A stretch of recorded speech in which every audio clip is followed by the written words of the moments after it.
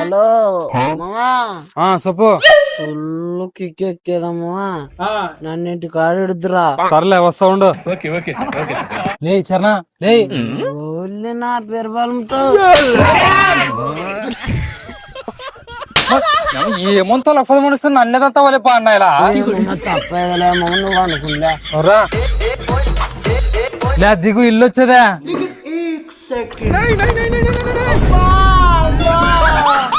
Hello మామా phone చేసి పిలిస్తే రావా?